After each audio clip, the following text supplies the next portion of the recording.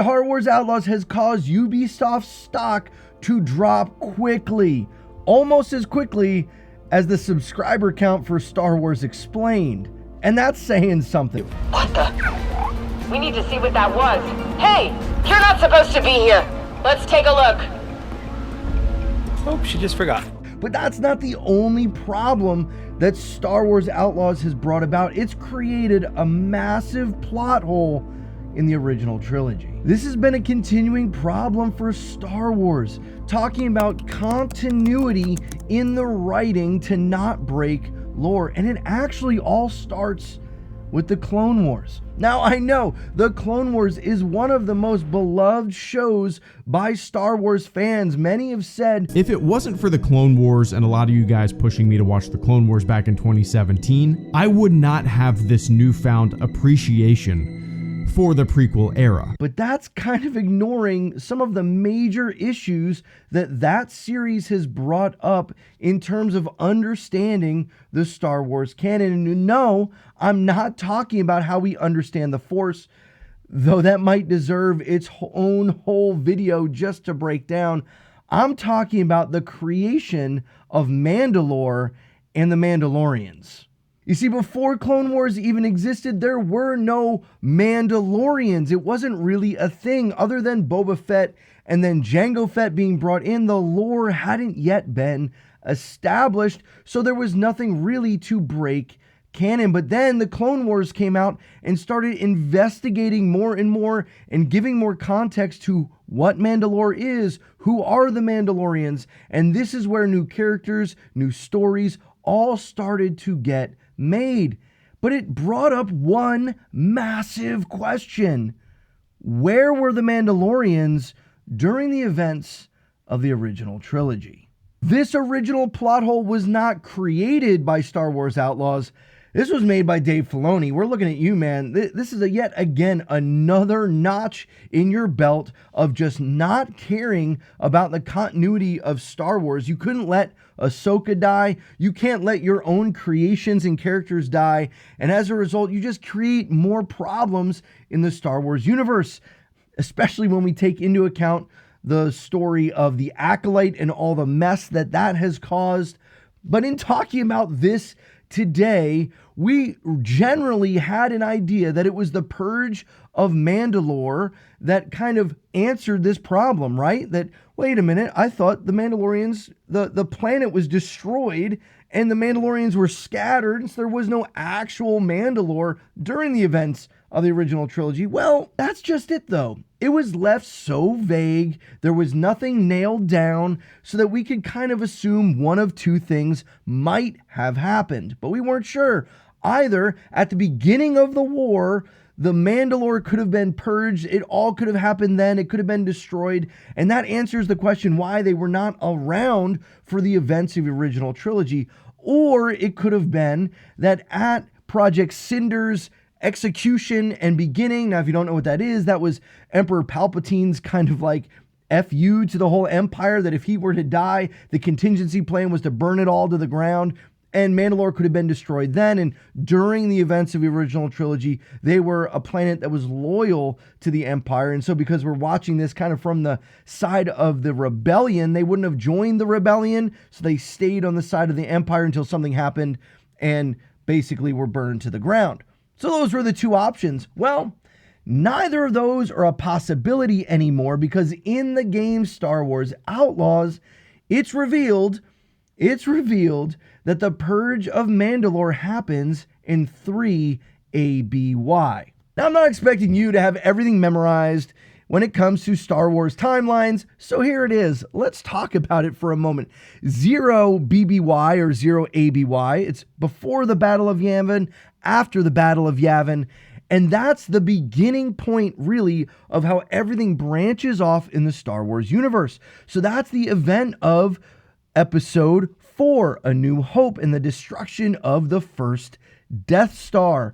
That is the beginning and the zero-based timeline for the entire Star Wars galaxy. And you can see the events of The prequels happening here in 32, 22, and 19 BBY before the Battle of Yavin. You go back even further to the High Republic time and the Acolyte, but that's not really what we're concerned with. We want to look here at Star Wars Rebels. It's this moment where it's leading up to a year before the Battle of Yavin. That's where we see kind of more of the arc of what happens in the understanding of Mandalore. And we are introduced to characters like Sabine Wren from House Wren, who were Mandalorians. Why is that all significant? Well, what is being said now is here in 3 ABY, either around the time of The Empire Strikes Back or just before that film, we have the destruction of Mandalore.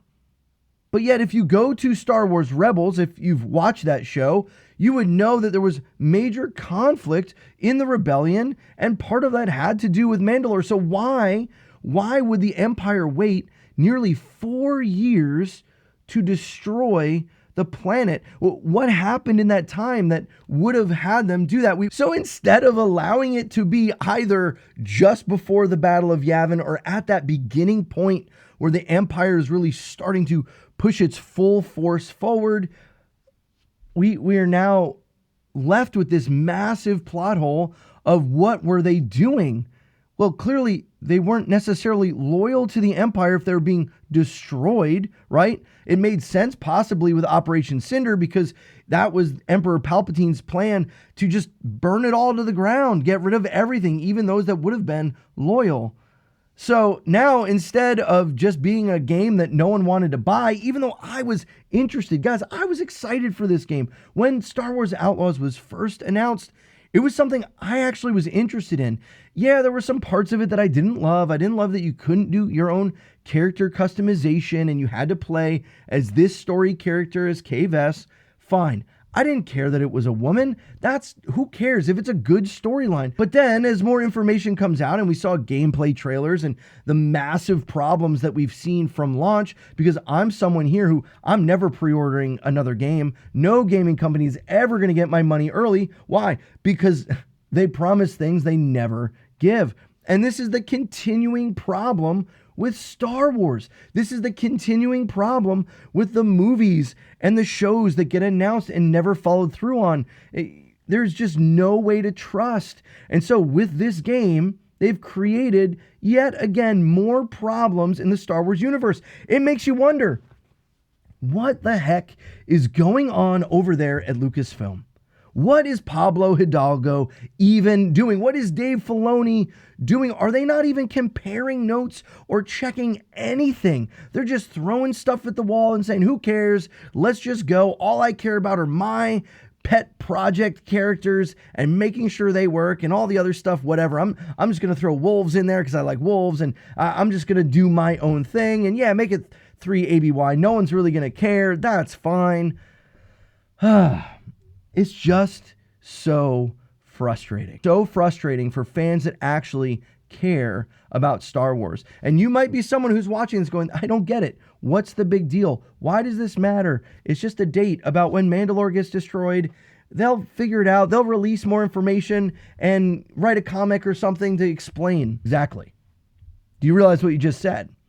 Do you realize what Disney is actually doing behind the scenes with all of this? They're creating problems to create more content. Oh, it's so dumb. It's like a firefighter starting their own fires because they are bored and they need to make sure they stay working, and the only way they get to work is if there's fires to go put out. So they'll go start their own fires that they then get to go be the hero and save. But we're not falling for it anymore. Disney, we see the problems. Lucasfilm, we see the problems. And until you start actually caring about Star Wars as much as the fans care, nothing's ever going to change.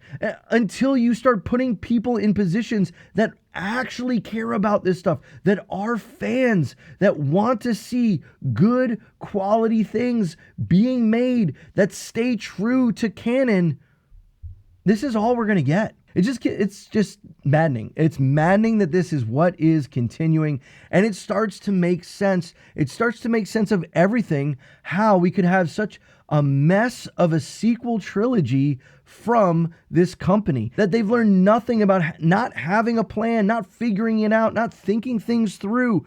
They're just letting things happen. They're not paying attention to details. They're not putting people in positions of power that actually love and care about Star Wars. And don't tell me that it's Pablo Hidalgo and Dave Filoni that care about Star Wars, because they would be doing something about this if they actually cared. But they don't. And so we get a mess of a sequel trilogy. So we get a mess of things like The Acolyte and now Star Wars Outlaws. And this doesn't even take into account the lazy writing and storyline in that video game, or the mess that was all of the bugs and everything else that has caused Ubisoft to even like delay other projects and might even be laying people off in the midst of strikes. And guys, it's wild how not paying attention to this Star Wars stuff is starting to just like erode these companies. And at what point are they finally going to realize